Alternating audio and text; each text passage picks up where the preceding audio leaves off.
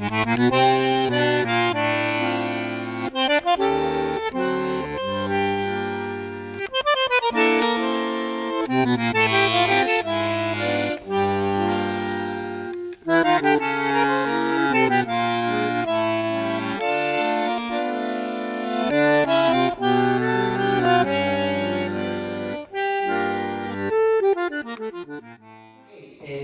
talk about the pivot. Okay, there are many ways, many techniques, many possibilities in the pivot, depending on the figure, depending on the movement that we are making. If we are alone, practicing in the house, or if we are in partners, if I'm leader, or if I'm follower. But this is basic concepts about the pivot that are really useful, and you should try them. So I have first is this the pivot. We can study the pivot as an independent element. Okay, it's not necessary in an ocho.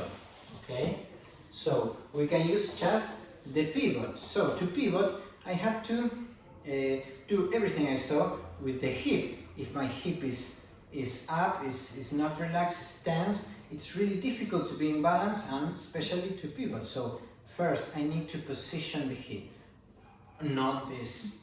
This is the other extreme, of course. So it's just being straight, relaxed with the foot in the ground and relaxing the hip. And now I'm ready to pivot, okay? So now, of course I will pivot in the metatarsus, but it's not this concept.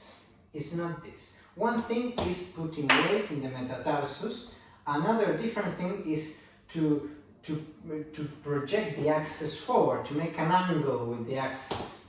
Okay, that's not the idea. The idea is that I pivot completely in the axis, in a vertical axis, like a vertical line, completely vertical. That's better for the balance. A different thing is that that of course I won't pivot in the whole foot.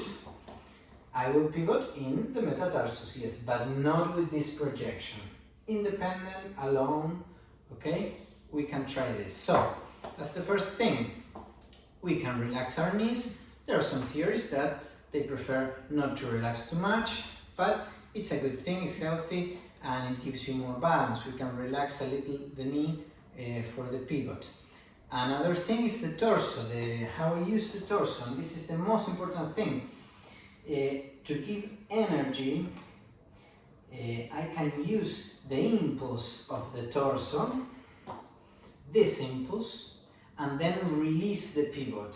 Okay? It's not about this, it's not about making a super effort to go all together. No, it's in two parts. The first part can be this, and the second part can be this.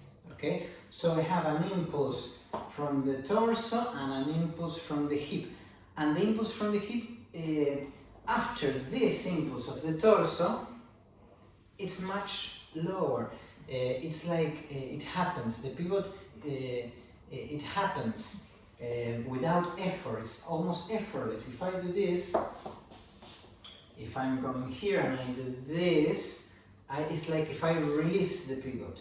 Okay? After I found my limit here, I release the pivot. Okay, and that's part of the, well, that's dissociation. Okay, it's part of making the movement easier, more stable, and it looks better. And of course, if I'm a follower and my partner is here, I go to my partner. All my intention is going to the partner, going.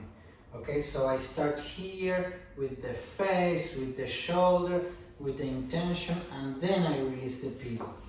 Okay, so I have first the energy here, torso, and then the hip. First the energy in the torso, boom, and then the energy in the hip, boom. Okay, of course I give energy with the hip. Of course, it's really important, and I can also be here and just do this, boom. Okay, but it's just understanding how I can use the body. It's not a one universal rule. There's one way of pivot. No, you should experiment both, all of them. Sometimes you have more of this, and sometimes you have more of this. Boom, okay? The hip and the torso, the two ways of using the body. But please don't do pivots like this, like if you were a robot, okay? Just learning to dissociate.